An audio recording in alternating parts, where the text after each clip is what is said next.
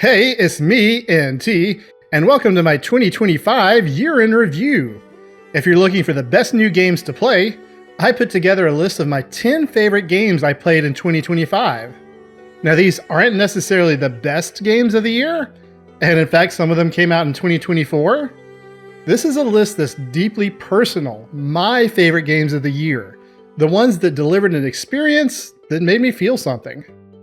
It doesn't include great games that I haven't played but still want to, like Clair Obscur, Death Stranding 2, Silent Hill F, Chronos: The New Dawn, or The Outer Worlds 2, and that's pretty much my wish list right now of those games. Stay tuned after the top 10 for a list of honorable mentions and my hot takes of the worst experiences I've had this year. Coming in at number 10 is Anne Roger, that released in 2025. Speaking of games that made me feel something, this one cranked the feels all the way up to the point where I teared up in some of the scenes.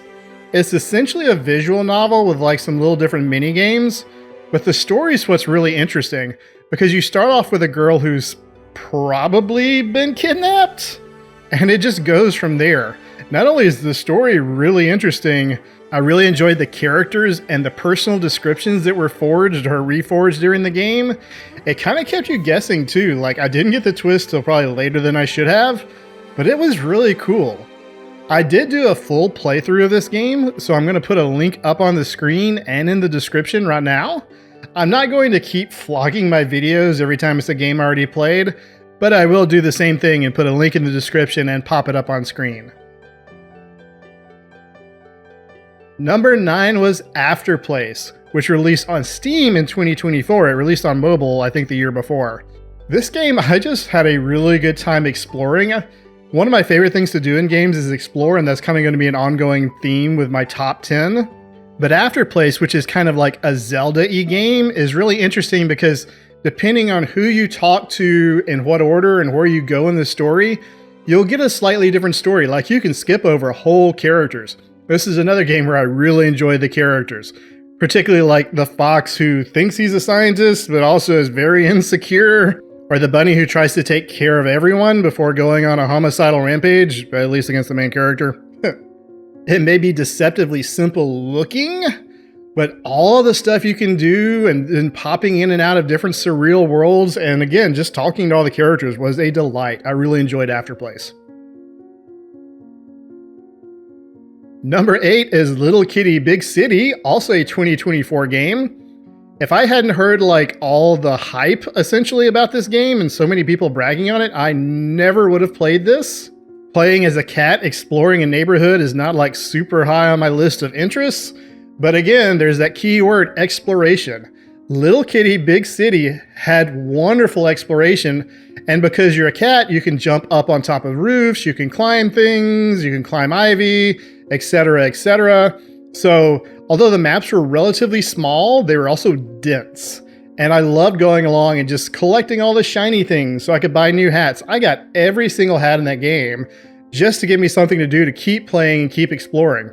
It also had a really nice wholesome feel. I'm not quite going to say cozy. Some people might say cozy, but for me it was very wholesome, especially with the character interactions. Again, character is apparently a big thing for me too, and this game, the characters weren't deep, but they were really interesting. Even your main character, who's kind of clueless, was kind of clueless in a really endearing way. And then you had the raccoon scientist, or tanuki scientist actually, and the duck who lost his children, and the chameleon that you had to keep looking for, who thought he was a master invisible person, but he would always be the wrong color for whatever background he's on, or he would be the right color, but you could still clearly see him. I loved even just looking for him. The game doesn't have a really long runtime, but there's just a lot to do in it. Number 7 is Silksong, released 2025. Now you may be wondering why this isn't farther down on my list, because number 1 is going to be my favorite. It is an ordered list. And it's because Silksong is also going to appear later in the video, during my hot take section for the worst experiences, but we'll get to that in a little bit. Despite the fact that the game was honestly a bit too hard and didn't really respect your time very well, I really enjoyed playing it, particularly when I wasn't beating my head on a boss or something. Exploring, again, Huge map. I put 75 hours into that game and 100%ed it. And that's not just because I was doing a video walkthrough of all the bosses. I would have beat them all anyway, even if I wasn't doing the walkthrough. But I also did stuff like got some of the mementos, did Mr. Mushroom's quest so I could see the secret ending, got every charm, filled out the bestiary, although I didn't try to kill everybody so the bestiary was complete. But you know, I did pretty much everything in that game.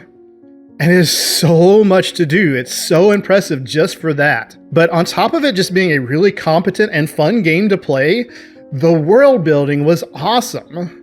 There's a whole history behind Farloom that felt like you were playing a Dark Souls game.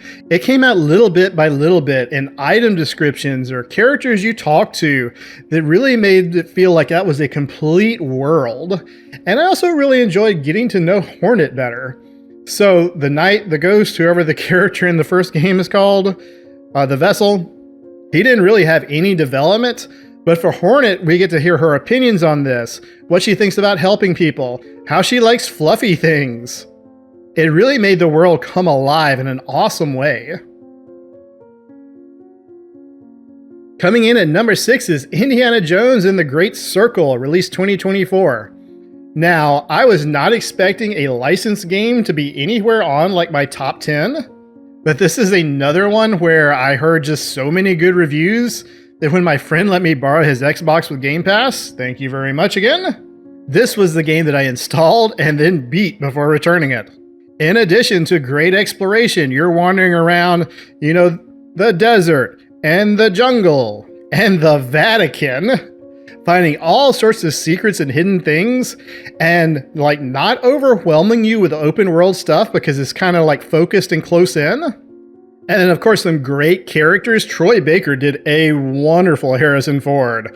I can understand why Harrison Ford in an interview said that Troy Baker could keep doing his voice work for him. And the supporting cast was really fun too. Even the evil Nazi with his karate, which I will probably remember every time I think of that game.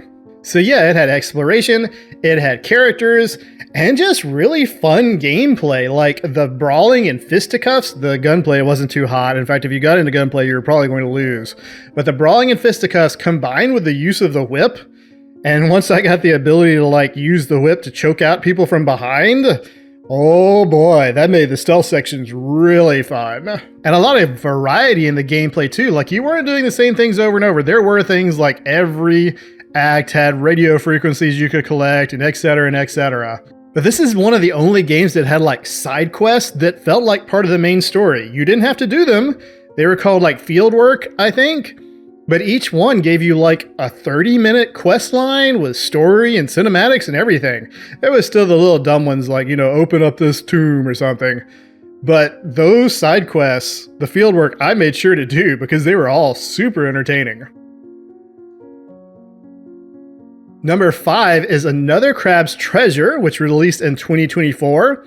Souls-likes are one of my favorite genres, but a lot of people don't do them very well. Like I just played Flint Hook and Where Winds Meet, and I'm like, there's no stamina bar, there's no weight to the combats. I'm not sure if I really like this. But Another Crab's Treasure, despite being a slightly dumbed down Souls-like there still wasn't a stamina bar, it felt like a Souls-like. Like the combat was weighty. If you whiffed, you were in trouble. But if the boss whiffed, you would have time to hit them, which is nice. Also, just a lot of variety in the environments. Oh, and the shells. I will admit, I turned down the shell durability because I didn't like switching back and forth a lot. That was like my only concession to the difficulty, particularly since I was originally trying to beat it quickly because I had it on PlayStation Plus and my PlayStation Plus was running out. But then I ended up buying it, so it didn't matter, but I left the durability down. Anyway, don't judge me. That was another game that just scratched my exploration itch. The characters were interesting. I thought the main character, Krill, was a little whiny and a little unrealistic, but not too bad. I enjoyed the voice acting though. Everybody had great voices, including Krill. And even though I didn't really buy into the story, I really enjoyed watching it.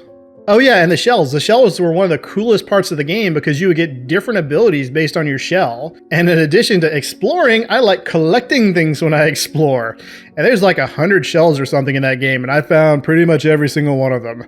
I was like, ooh, do I want this one that has regeneration? Or do I want that one that does increased damage when I use it? I usually went with the regeneration, but still, that was fun. Number 4 is another Souls-like, Black Myth Wukong, released in 2024. This was a game I almost gave up on, and I think I essentially started playing it in 2024 and gave up when I got to White-Clad Noble, because he's like the 4th boss and he has 2 forms and I didn't really know how to play. But then I picked it up again earlier this year and figured out that the key is to dodge.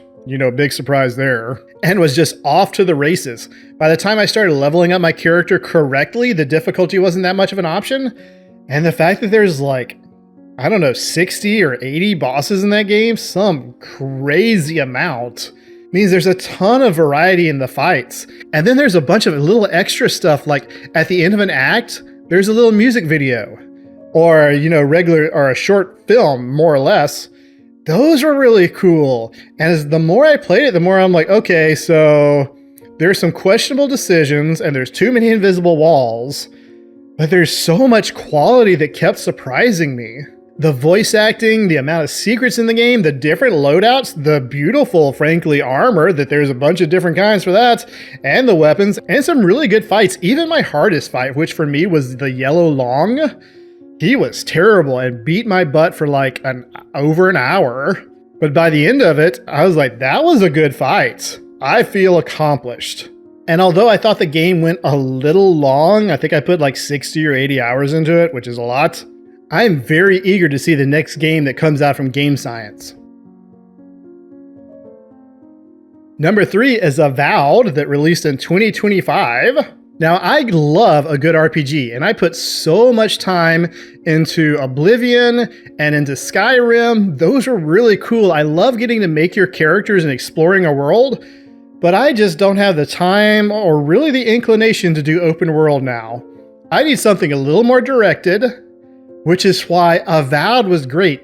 Like Indiana Jones and the Great Circle, there was small maps that were packed with stuff to do. In fact, I actually ran around and cleared all the maps in Avowed just to make sure I didn't miss one interaction, one helpless peasant who actually ended up being the leader of a bandit gang, one hidden item behind a waterfall. I bought all the treasure maps in the stores and went looking for all the treasures. I think I did pretty much everything in that game, and the reason I was able to is because it was contained. And I wasn't having to collect 900 feathers or pages or whatever Ubisoft junk there is. I did like some of the Assassin's Creed games. It just got to be a little much. So for pure exploration, Avowed is my number 1 pick. Just the other 2 I liked a little better. I also just really enjoyed being able to make my characters. I was a musketeer, so playing high fantasy with black powder rifles and pistols, that was cool. I don't know if I've done that before in a first-person RPG at least, so that was pretty neat. Okay, got exploration, check. How about characters? Also check. I enjoyed all of them, particularly the ones you start with to begin with. Kai and Marius really grew on me, and then I always kept Marius in my party because he could find treasure chests for me. But Giotto was okay. Yatzli, though, was really interesting, and then her quest line with the Archmage, also really cool, and how they kept going back to that. There's a bunch of choices in the game that I didn't really feel were important, but were kind of interesting, particularly since I kept trying to groom Sapadal to be the good god of the living lands and to learn about morality. And even the fact that I have that sentence that I can say about this game is pretty cool for an RPG. That's right, I taught a god how to be a good person. God, divinity. Combat was also very satisfying. Again, I kind of quickly started to out-level everybody, but hey, you know what? The power fantasy is a large part of why I play RPGs. I don't mind wiping a board. Number 2 is Astrobot, which released in 2024. So I can tell you what's so special about this game in 4 words. It made me smile. Most games, I may enjoy myself, but they don't make me smile from pure childlike pleasure. I loved getting to see all the Astrobot interactions. I love the nostalgia of seeing all the old PlayStation 1, 2, 3, maybe 4 games represented as little bots. I enjoyed exploring. I enjoyed the platforming, even the more difficult platforming sections. None of them really got too hard, and I'm pretty decent at platforming, that helps too. Even the hard sections felt totally doable as long as you kept doing them until you memorized them. And then pretty much everything else you're looking for in a game, it has. You want gameplay, the platforming is great, I just said that. You want music. I have some of this music on my streaming playlist because it's so catchy. You want graphics, it's a pretty game. Speaking like linked to the graphics, the hardware interactions with your controller, like using the 6-axis to steer, hearing what you're walking on through the speakers in the controller. So if you're like walking on a metal surface, you'll get metallic footprints coming out of the speaker. If you're walking on a grass surface, you'll get like squish squish footprints coming out of the speaker on the controller. It uses the adaptive triggers. It's just really a great demonstration of what the PlayStation controller can do. Characters, you got them. Most of them are based in nostalgia. They're not super deep, but Astrobot, again, is a very appealing character. Even the idle animations are great. Like he'll sit down and play the PlayStation Portal while you're off doing whatever.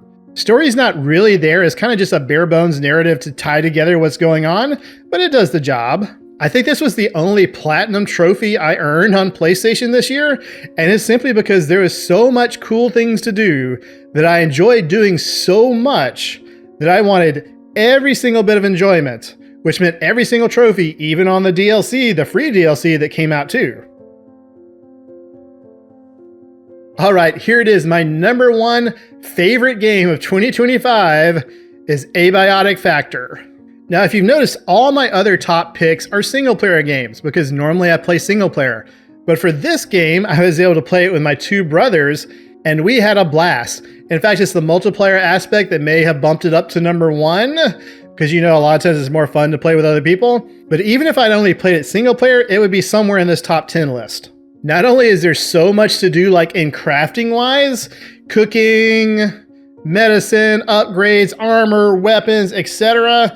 My favorite part of the game, no surprise, was the exploration. The maps are great. I spent so much time getting lost, but also just like, what's behind this door? What if I ride this tram over here? And it kept going and kept going. And each biome felt distinct, like whether you're in the hydroelectric plant, or if you're in the video game world, which was interesting, or the mall with the zombies, or the fungal world, or the snow base, or even the Silent Hill-esque town filled with giant monsters. I honestly never knew what was coming next. I tried to stay away from any spoilers. So each time we went into Portal was so exciting. Combine that with the fact that if you went into a new biome, you knew you were going to start getting new materials to let you make new things, which was also super exciting. By the end of it, once I had like my Knight Magnum and my laser katana and my suit that let me double jump and my backpack with this portable black hole storage system or whatever it was, I felt like the boss. And in fact, my only complaint was that despite playing 93 hours according to Steam, I wanted more. I didn't want the game to end. And all of that is why Abiotic Factor is my number one game of 2025. Okay, so now we're going into the honorable mentions. This one's going to be a little bit faster. I'm pretty much just going to list them out. My first honorable mention is a game about digging a hole. That game was really fun to play, was really fun to upgrade yourself in. And at the very end, that was a heck of an ending. Need more of that game too. Second honorable mention is Fill Up the Hole. I almost put Norp Apolog, but that came out like a while back. But this one really scratched the itch that Norp Apolog helped create. Also just a really fun, short incremental, doesn't take very long to beat, but a lot of meaningful upgrades and cool trying to figure out how all the systems interact. Number 3 is Threshold, which is a short horror game about you working at the top of a mountain, where if you don't do your job, you don't get air to breathe, and your job is to blow a whistle. Super interesting story, kind of surreal, just a lot of fun. Number 4 is Pacific Drive, another game I got to play on my buddy's Xbox. I had a blast exploring this game, seeing what all the different anomalies were, and trying to upgrade my car. In fact, I'm still trying to upgrade my car and beat this particular game. And my top honorable mention, which would have went into the main list if there wasn't so many other really cool games, was Atomfall. Again, small contained maps, a lot of exploration, really enjoyed just looking around. Difficulty was pretty high, but learned as long as you kept getting headshots, it wasn't too much of a problem. And just figuring out about the world and its story, really good world building in this one too. Some cool upgrades. It was a lot of fun. And finally, here's my hot takes, the games I had the worst experiences with. The first one is Blueprints. Now, I know a lot of people really like Blueprints, and it is an excellent game. That being said, I cannot stand that it's a roguelike. I can't stand figuring out a puzzle and running out of the ability to walk to the room where I need something for the puzzle to come back to. Or there's another time I figured out this room needs this other room to solve the puzzle. I've got the solution, but I never draw the other room. Or all of a sudden I get towards the end of a run and I'm almost at the very top and I run out of keys and all the doors are locked. Yes, the roguelike part killed me. My next worst game of 2025 is not going to be a hot take, that one or the one after it, but it's Hyper Light Breaker. I loved Hyper Light Drifter, which was like Zelda. I hated Hyper Light Breaker, which was like an extraction shooter that wasn't made very well. It's about defunct now, if it's not already. I know they moved all the team off of it, so judging by that and a lot of the reviews, I'm not the only person who didn't like this game.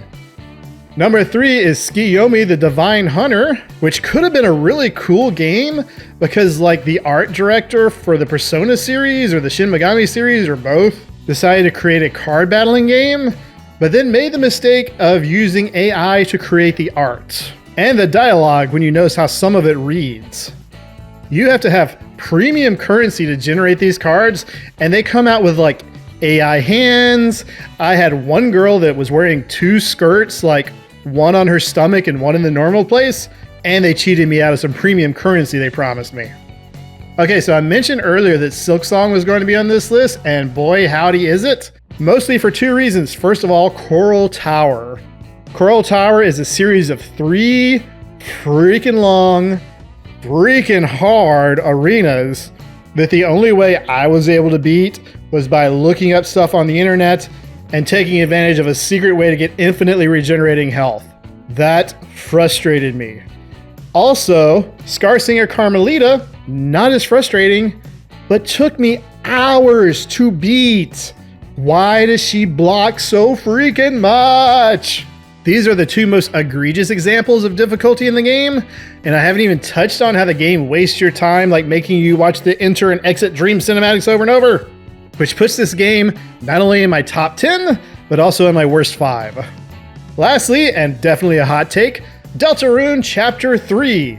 Now I'm sure you're saying, NT, Deltarune is a masterpiece, and until Chapter 3, I would have agreed with you.